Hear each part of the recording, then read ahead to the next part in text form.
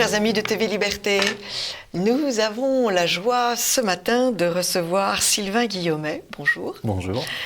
Vous êtes auteur-compositeur. Vous publiez de jolis CD. Vous êtes aussi...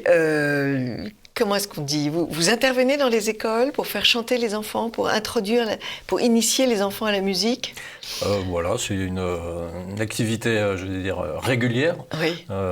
C'est un métier, oui, musicien intervenant. Mais c'est répertorié par l'Éducation nationale ou Alors nous, on est un petit peu, c'est un métier qui n'est pas très, qui est pas très ancien. Enfin, ça existait un peu. Il y avait des intervenants comme ça ponctuels. Oui. Et c'est dans les années 80, dans la grande politique de démocratisation culturelle, on a décidé en profondeur. Eh bien, de mettre des artistes un petit peu au cœur des écoles. Oui, parce qu'il y avait des enfants qui n'avaient jamais entendu... Ben voilà, où c'était les enseignants qui faisaient, mais c'était pas quelque chose de... Mais en fonction de leur desiderata, et voilà. Pas forcément... Voilà. Donc, effectivement, le gouvernement de l'époque a décidé de faire une formation sur 2 ans, universitaire. Ah oui. Et en fait, nous, on a un peu la croisée. On n'est pas d'éducation nationale, on est au carrefour de l'éducation nationale et de la culture. Et comment elle s'appelle, cette formation ? C'est le CFMI, Centre de formation de musiciens intervenants, et c'est le DUMI, Diplôme universitaire de musiciens intervenants, qui sanctionne. Musicien intervenant. Voilà. Donc effectivement, c'est une activité régulière, mais dans lesquelles on essaye aussi d'apporter des projets artistiques et d'offrir cela aux enfants. D'accord. Alors, chers amis TV Liberté, vous pouvez très bien découvrir Sylvain Guillaumet en allant sur son site, Sylvain Guillaumet, et vous aurez toutes ces... Alors, ce que j'ai aimé chez vous, c'est bien sûr le goût des mots. Vous publiez le dernier petit CD qui s'appelle « Je cherche des mots océan ». Alors ça, c'est quand même tout à fait joli. Je cherche des mots océan, une mélodie caravelle, un horizon où se noyant, mon refrain dans celui du ciel. Je cherche des mots océan, un parasol pour allonger mes pieds au creux du sable blanc de cette plage de papier. Je cherche leur rime salée pour avoir en vous les chantants leur goût sur mes lèvres mouillées. Je cherche des mots océan sur un air, même un peu bateau, pourvu que le chemin soit lent et le retour pas de sitôt. Je cherche des mots océan coincés entre ces 4 pages. Comment savoir d'où vient le vent qui fera chanter l'équipage? Qu'il devienne mon gouvernail, qu'il prenne le commandement. Je veux aller là où qu'ils aillent. C'est très joli parce que à partir du mot océan, vous filez la métaphore. Voilà, puis bah oui, après on tire. Alors ce texte était par un poème assez court, oui. Et puis finalement. Parce que vous écrivez des poèmes. Voilà, exactement, qui sont beaucoup plus courts et moins structurés, enfin pas versifiés, en rime libre.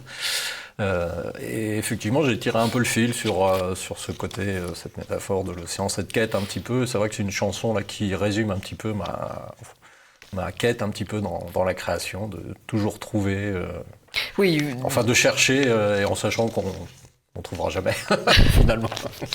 C'est un peu infini, justement, comme l'océan. Vous trouvez la grâce, bien souvent, vous trouvez la grâce. Vous avez toujours aimé chanter, vous êtes mis à la guitare très tôt? Alors j'ai commencé un petit peu avant dans mon village de Saint-Amand-Montrond dans le Cher, une école de musique où j'ai commencé le cornet à piston dans l'harmonie municipale. Et puis effectivement après plutôt au lycée, voilà, avec les copains, les soirées, une guitare qui traîne, je commence à gratter. Et puis après, j'écoutais aussi pas mal de chansons, de chanteurs comme Brassens, Brel, Garot, donc voilà, reprises. Qui ont été des initiateurs fantastiques. Et puis en plus, qui étaient vraiment des passeurs aussi entre le monde de la poésie et de la chanson. Bien sûr, Et donc, voilà, j'ai eu le virus à partir des années lycée, puis après... Et vous vous êtes dit, je fais ma vie là-dedans? Ça s'est fait un petit peu... naturellement. Voilà, naturellement, sans trop se poser de questions, mais effectivement, c'est là... je me sentais bien, disons, je me sentais à ma place. Voilà, ce qui est important, c'est de trouver sa place. Voilà. Vous avez tout à fait raison. Alors, ce qui est très amusant aussi, c'est la variété de vos sujets. Bien sûr, des chansons d'amour qui sont toujours très jolies.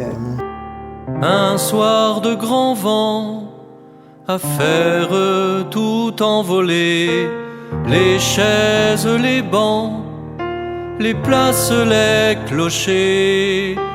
Un soir de ciel noir, à faire tout ensoleillé, les murs, les trottoirs, les persiennes fermées.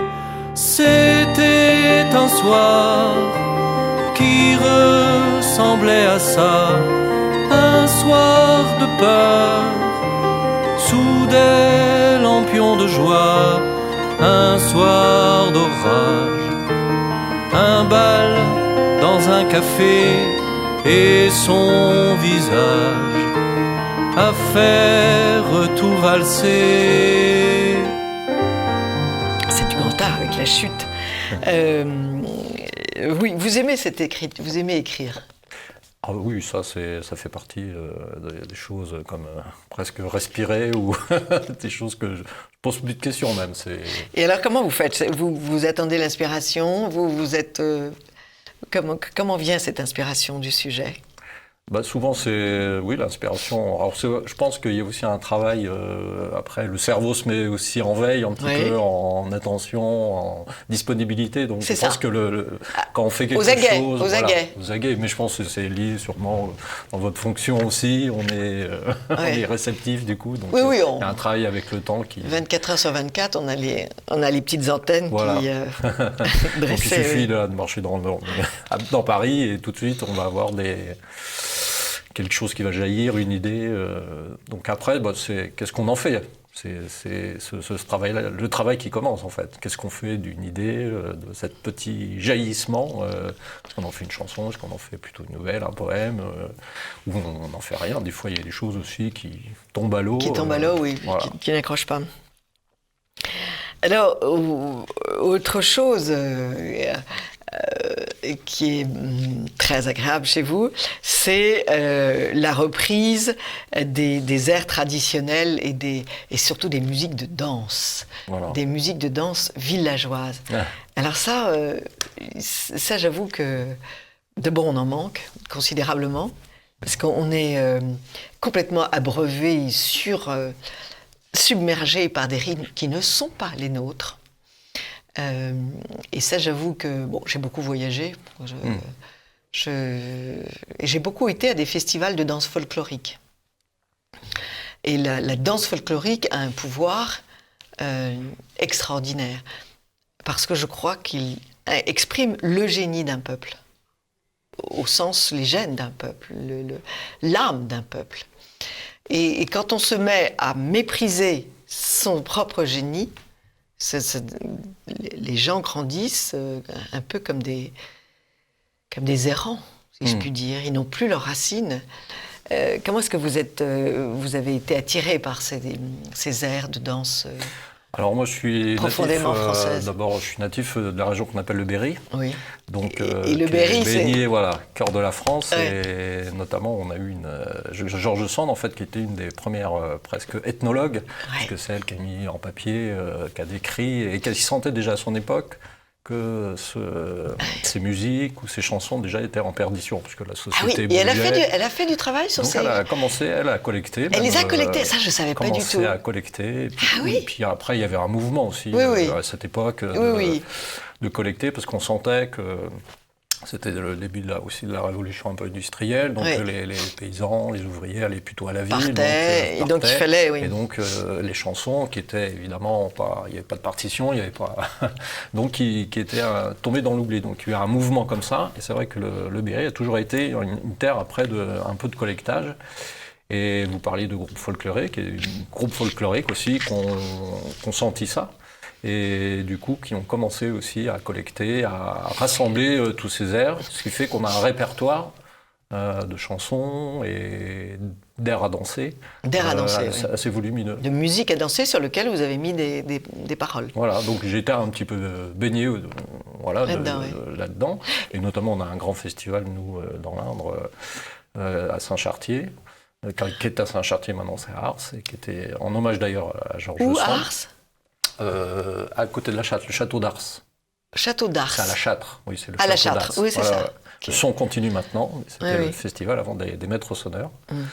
Et donc c'était un grand rassemblement justement de toutes les musiques Et on a l'impression que ça rencontre un très grand écho chez les jeunes d'aujourd'hui. Ah oui, parce que moi je sais que... Alors après j'ai un peu approfondi ça parce que je me suis mis ce qu'on appelle un instrument, la vielle à roue, voilà, pour m'immerger vraiment dans ces musiques-là qui m'intéressent beaucoup. Et c'est vrai que y a beaucoup de jeunes, effectivement, il y a une pratique. C'est une musique, en fait, beaucoup pratiquée. Alors, on n'en entend pas beaucoup parler dans les grands médias. C'est le propre de la musique. Si elle n'est pas pratiquée, c'est uniquement le truc dans l'oreille, là, c'est peanuts. Donc, effectivement, ça existe, mais c'est pas, on n'entend pas parler plus que ça, mais c'est quand même musique... On n'en entend pas parler parce qu'il y a une volonté de nous filer d'autres sons dans l'oreille. Hein. C'était un peu vrai. Il y a un matraquage monstrueux. Mais ça a été un peu à toute époque, vous savez, même pendant les périodes...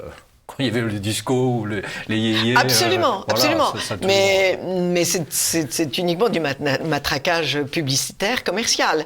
C'est pour vendre une soupe qui ne correspond pas à la nourriture que chacun aime.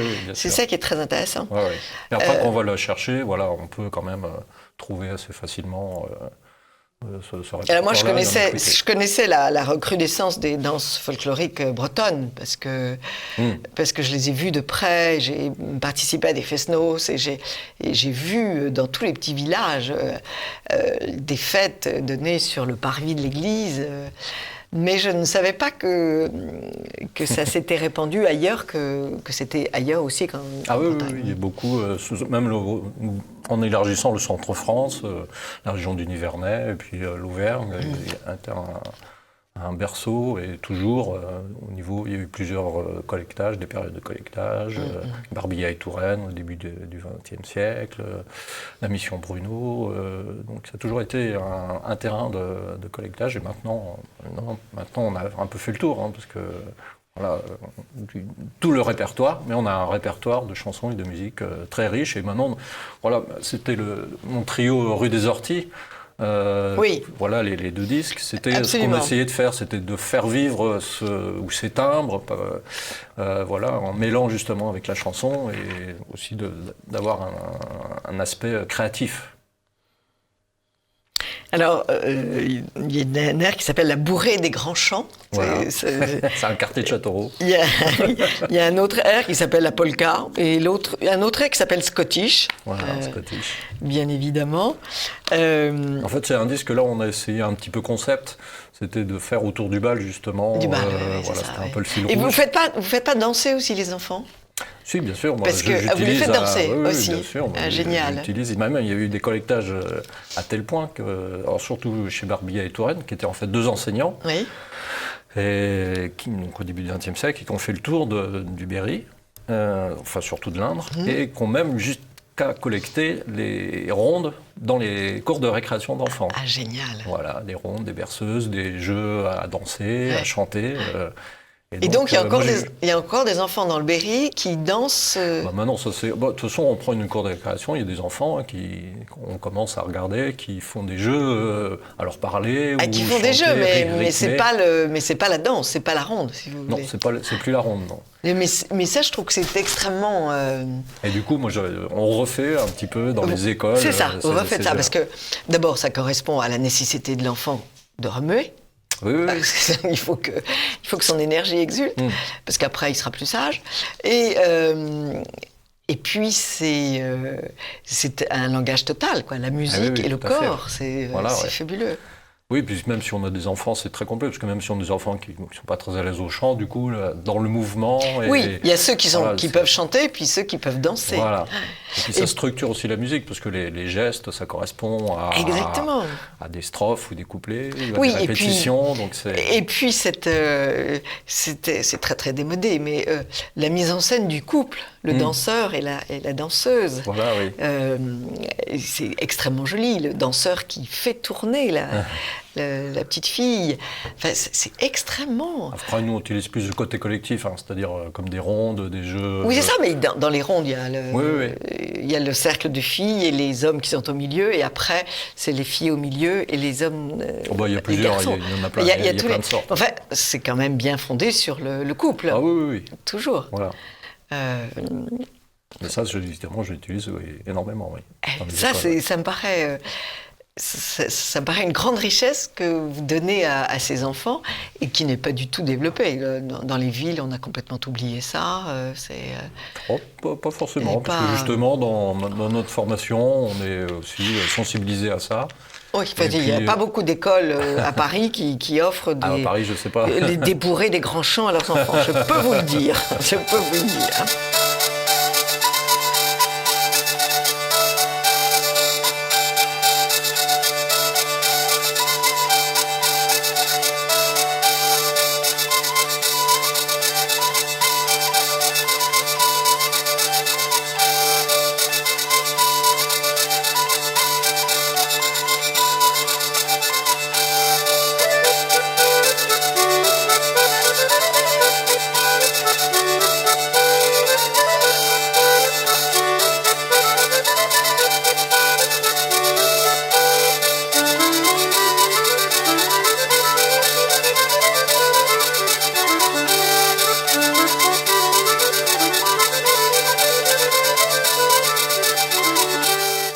Ça, c'est très joli. Et puis carrément, alors là, le Scottish, là, c'est tout à fait... Scottish, c'est tout à fait une danse très traditionnelle et très... Alors ça, c'est ce qu'on appelle les danses de salon, en fait. Oui. Les danses qui étaient comme la valse ou la polka, qui étaient dansées donc plutôt dans les salons. Et puis, comme disait le peuple ou les gens plus dans les campagnes se sont appropriés. Ouais. Et puis, c'est pareil aussi, les danses qui commençaient à se perdre aussi. Donc, on trouve des multiples formes selon les régions, même dans une même région, comme toujours dans le Berry. On trouve des façons de danser la Scottish multiples. Et après, on sait aussi des danseurs sont amusés aussi à inventer des nouvelles formes. Et voilà, c'est aussi une richesse. Ah oui, c'est une richesse fantastique. Mais je pense que on irait tous beaucoup mieux si on dansait davantage, si vous voulez. Ça, c'est mon... Et oui, là, malheureusement, avec la période... Là, c'est ma bataille. C'est ma bataille. Oui, donc, en dehors de cet épisode qui va cesser, j'imagine. Oui. Ça ne va pas durer toute la vie. Hein. Non. Votre poème s'appelle « 2 fois 16 pas ».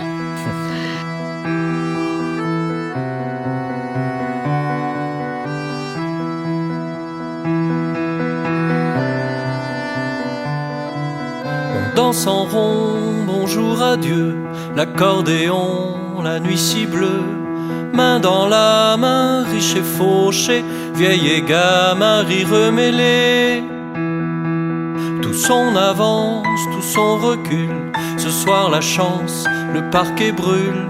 Ce soir les filles sont des chansons, les verres brillent, l'herbe sent bon.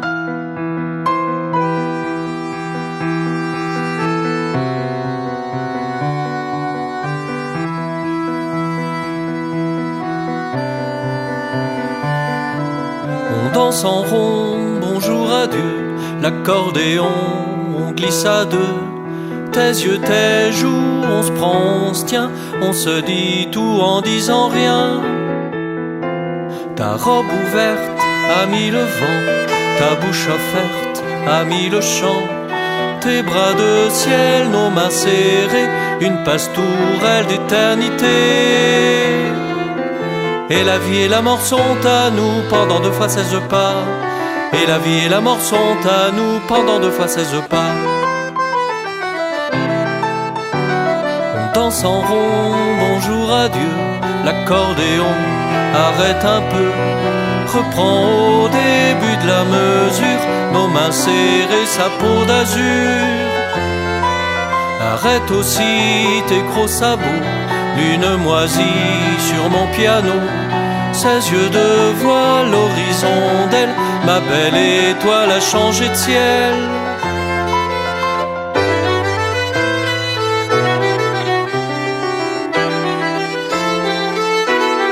On danse en rond, bonjour, adieu.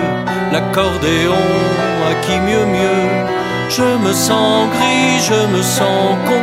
J'entends des cris sous mes lampions. La reverrai-je dans la ronde, ma cavalière du bout du monde. Tout son avance, tout son recul. Ce soir la chance, le parquet brûle. Et la vie et la mort seront à nous pendant 2 fois 16 pas. Et la vie et la mort seront à nous pendant 2 fois 16 pas. Oui, puis il y a une qui est très amusante, c'est la polka dérisoire des hommes. Parce que vous avez un petit côté aussi expression politique. Vous luttez contre... vous avez fait toute une démarche pour vous étonner qu'il y ait... On a supprimé 400 maternités en France. Mmh. Oui, mais ça, en plus, c'est la maternité du Blanc, donc dans l'Indre. Ouais. Parce qu'à l'époque, justement, j'étais musicien intervenant autour du Blanc. Oui. On appelle la Brenne. Et donc ça, c'est quelque chose que voilà, j'ai vécu de plein fouet. De plein fouet, voilà. Et donc on s'est dit avec l'école de musique du Blanc, on a dit à la directrice, nous, qu'est-ce qu'on peut faire pour sensibiliser, participer à ce combat et donc voilà, on avait décidé d'écrire une chanson. Et alors cette chanson, oui, elle s'appelle... C'est pas demain la veille, c'est en fait le nom du collectif. C'est pas demain la veille, oui, voilà. oui, c'est pas demain la veille. Et vous, on a l'impression que vous vous amusez quand vous vous exprimez comme ça. Oui, parce que faut rester. Sinon, c'est l'abattement. Sinon, on tombe les bras. Faut rester quand même, vaillant et réactif. Ouais, réactif et être dans la vie, quoi. Sinon, effectivement, on arrête tout, on se prend là. Et vous avez vous-même des enfants? Oui, bien sûr. Oui. Oui. Vous avez des enfants avec qui vous jouez, vous dansez? Non, ils ont un peu arrêté la musique. Voilà. Par réaction contre papa? Peut-être, oui. Les années lycée, au contraire, ça a été plus... Mais ça reviendra. Oui, après, ils en écoutent beaucoup. Ouais. Voilà, ils sont sensibilisés. Même ce que je dis des fois, même si des enfants qui arrêtent la musique, mais c'est pas grave, parce qu'il reste quelque chose de toute façon dans leur construction, dans leur... Après, quand ils écoutent des musiques, ils disent « Ah bah oui, tiens, ça, c'est peut-être... Oui, il reste quelque chose de toute façon. Et il y a le côté éminemment formateur. Oui, voilà. Oui. De former l'oreille. De former l'oreille, de former le... Mais c'est tout. Ça éduque la précision, ça éduque la notion même du refrain et de la strophe. Oui, voilà, ça organise l'esprit. Ça organise l'esprit. Les enfants qui écoutent Mozart quand ils sont petits ont beaucoup moins de mal dans la grammaire, dans l'orthographe et dans la lecture. Ça a été, il y a eu des études très précises. Ah oui, d'accord. Ouais. Il y a eu des études. Sûrement, oui, j'imagine. Et puis c'est vrai qu'avec les enfants, ce qui est magique, c'est qu'on peut presque tout leur faire écouter. Ils ont aucun avis, aucun présupposé. Ils boivent. Ce sont des buvards. Même des musiques contemporaines. Oui. Voilà, ils sont réceptifs à tout ça. Ouais. Donc là, c'est le moment, justement, aussi, quand ils sont enfants, de faire écouter plein de choses, parce qu'après, bon, c'est...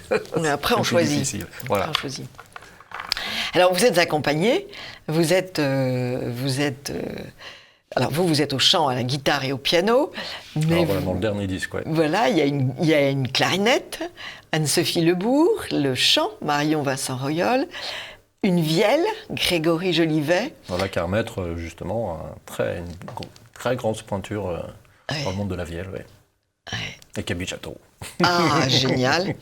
Un violoncelle, Julien Le Petit. Un violon, Laurence Vego. Le violon, c'est vraiment aussi un instrument à danser. Hein.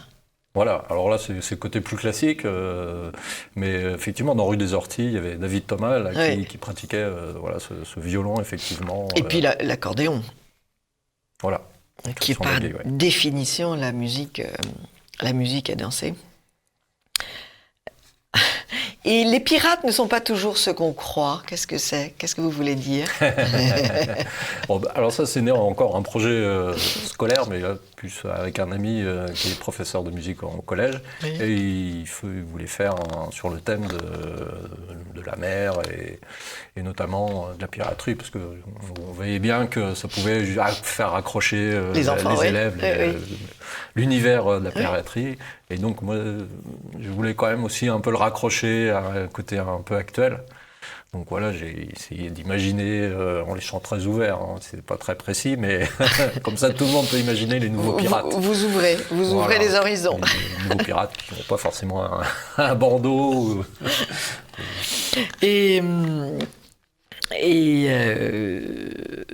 Tous ces textes qu'on peut trouver, c'est ça qui est bien, qu'on peut trouver sur votre site, Sylvain Guillaumet,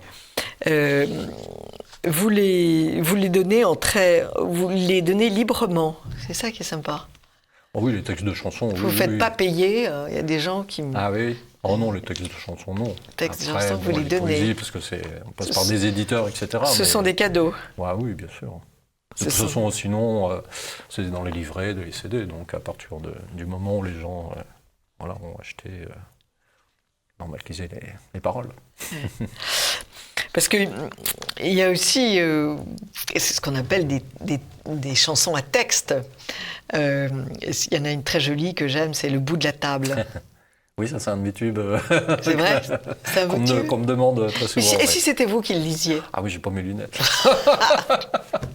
Mais j'aime bien quand c'est... Vous aimez bien quand c'est moi. Bon, alors j'y vais. Le bout de la table. On se retrouve régulièrement autour de la table de famille. Noël, anniversaire, enterrement, galettes, poulets, tarte aux myrtilles.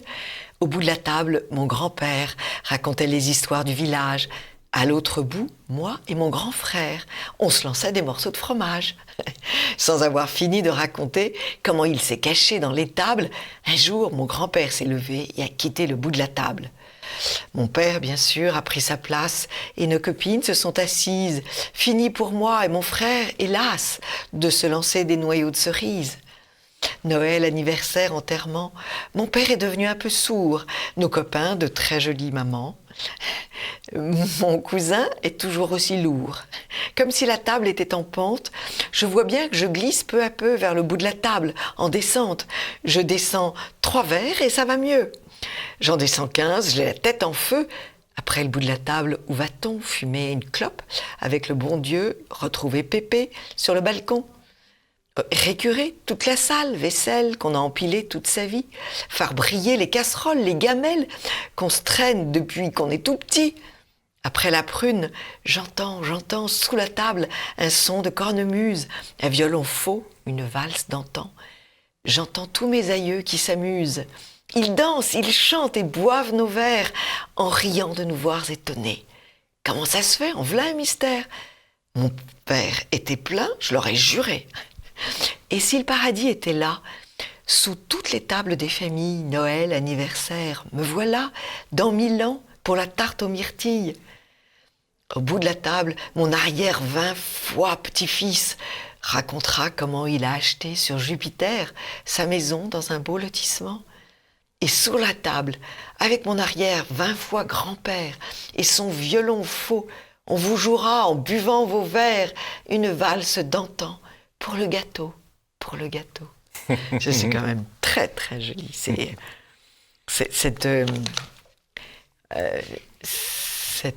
Ce récit on se croirait dans un roman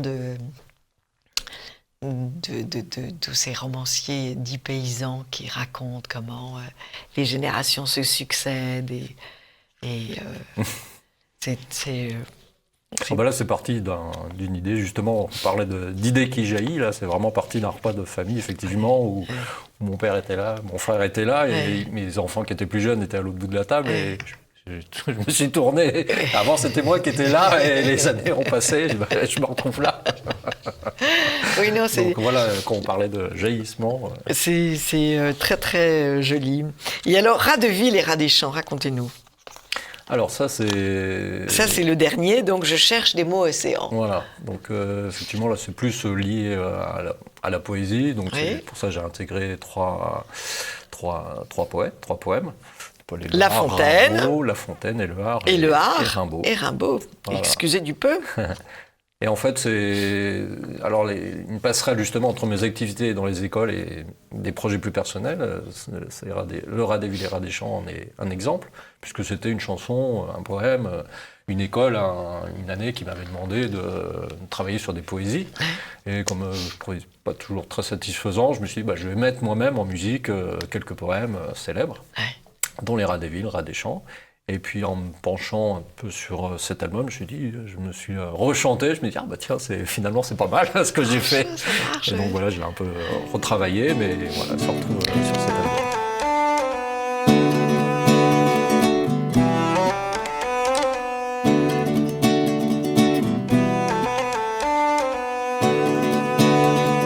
Autrefois le rat de ville invita le rat des champs d'une façon fort civile à des reliefs d'ortolan. Sur un tapis de Turquie, le couvert se trouva mis. Je laisse à penser la vie que firent ces deux amis. Le régal fut fort honnête, rien ne manquait au festin.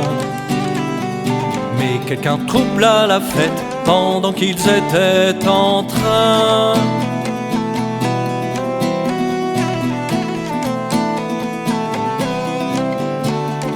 À la porte de la salle, ils entendirent du bruit. Le rat de ville détale, son camarade le suit. Le bruit cesse, on se retire, rase en campagne aussitôt. Et le citadin de dire, achevons tout notre rôle. C'est à cette île rustique, demain vous viendrez chez moi. Ce n'est pas que je me pique de tous vos festins de rois.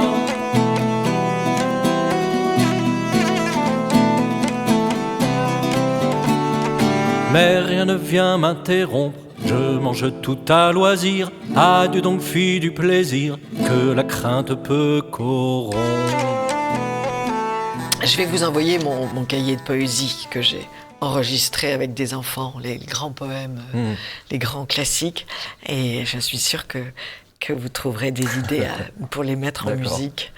En tout cas, ce sont des poèmes qui touchent les enfants de façon extraordinaire. Ils sont de plein pied dans la poésie.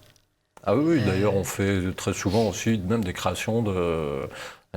L'année qui a passé, là, on a travaillé sur la création de chansons, et c'est donc les enfants, les classes qui ont écrit eux-mêmes. Voilà, ouais. C'est vrai qu'il y a eu des choses assez incroyables. Ouais.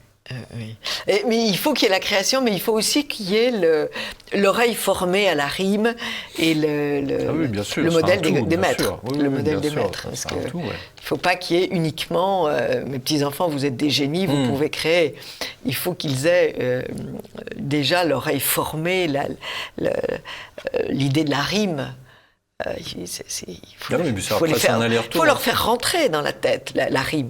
Il faut leur faire comprendre que le poème, c'est une musique, parce qu'ils n'en ont pas toutes. Alors, ils en ont l'intuition, mais ils n'ont pas intégré ça intellectuellement.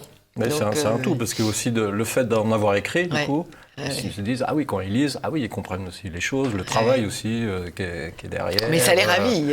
Ça les ravit de créer des chansons. J'en ai fait l'expérience avec des petites filles et on s'est bien amusé. Voilà. Nous aussi. Et la recherche des rimes, ils aiment bien faire des rimes. Ah oui, et puis c'est vrai que quand je me rappelle, là j'ai été aidé par, enfin c'est même moi qui ai aidé des artistes, et c'est vrai qu'on avait un grand tableau, et on mettait, quand on bloquait un peu sur une rime, hop, tous les mots, tout ça, Tous les mots, oui, et du qui coup allaient, d'une rime, ça nous apportait d'autres voies, ça nous ouvrait d'autres horizons pour les textes. Et alors, quel est le poème d'Éluard que vous avez choisi? Alors, j'ai pas fait exprès, hein, je l'avais écrit avant, mais c'était Couvre-feu. Ah, Couvre-feu. Ouais. Ça, c'est pas gai. Voilà, en fait, il avait écrit pendant la guerre, oui. pendant la guerre. Et alors, votre rythme de production, Sylvain Guillaumet, c'est comme ça? Ça fait combien de temps que vous avez commencé les trois de la rue des Orties? Alors, les deux rue des Orties. Deux rue des Orties, oui. Celui-là, ça doit être 2009, je crois. Voilà, et 2015, le deuxième. On l'a laissé parce que les albums, il y a l'aspect aussi un peu financier. Donc, bien sûr, il faut les vendre. C'est un projet un peu. Il faut les vendre d'abord. Et puis il faut les produire. Donc c'est un projet plus vaste. Extra-musical aussi. Ouais. Il y a des données. Donc c'est variable. J'ai pas de régularité. Là, ce dernier album, c'était en fait aussi des chansons justement que je n'avais jamais enregistrées depuis que j'écris des chansons. Et donc, voilà, je m'étais dit, tiens, c'est le moment, vu que Rue des Orties était finie, peut-être d'enregistrer, de me lancer dans ce projet. Eh bien, Sylvain Guillaumet, il ne reste plus qu'à dire aux téléspectateurs d'aller sur votre site Sylvain Guillaumet, le dernier « Je cherche des mots océan », et de vous laisser emporter par votre musique et votre voix et votre sens du rythme, parce que vous avez vraiment le sens du rythme. On a le pied qui danse quand on vous écoute. Oui, je pense que c'est intégré, c'est un peu, voilà, c'est dans... Ça se sent et il faut qu'il y ait d'autres petits-enfants que les enfants du Berry à bénéficier de votre musique. Sinon, c'est de la discrimination. D'accord.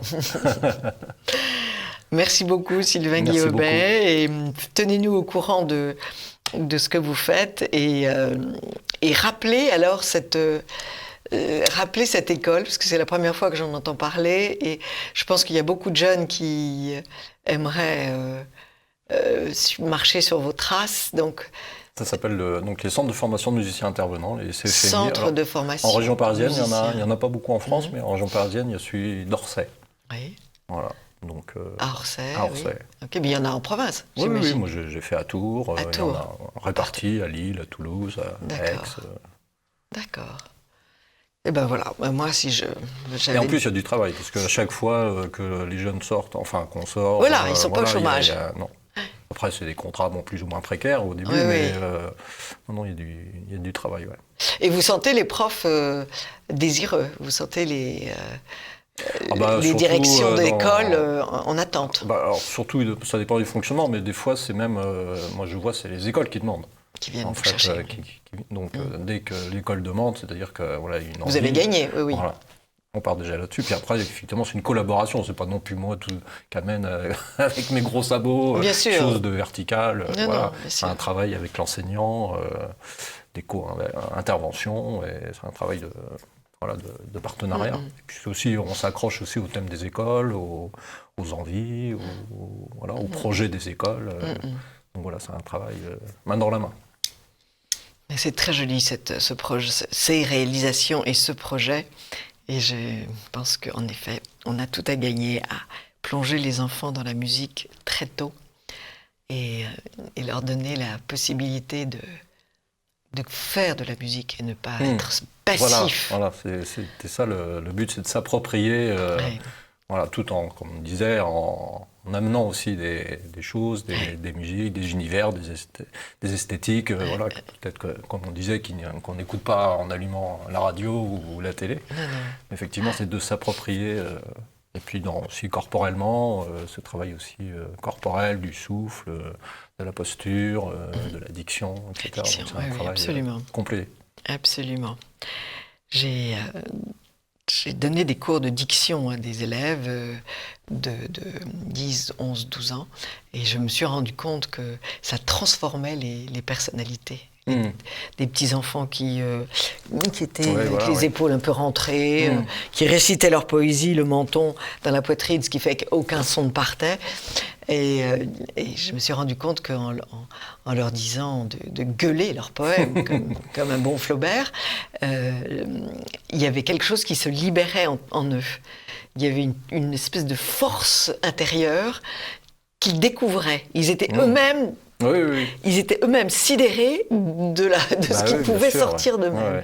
Et ils étaient grisés par... Et